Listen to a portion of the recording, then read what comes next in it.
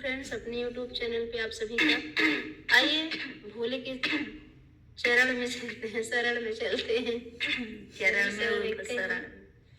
आइए भोले बाबा के शरण में चलते हैं। एक प्यारा सा, अनोखा सा, सुंदर सा शिवरात्रि भजन। शिवरात्रि जी गाते हैं। शिवरात्रि का भजन सुनिए और आनंद लीजिए गीत का। शंकर जी के महलों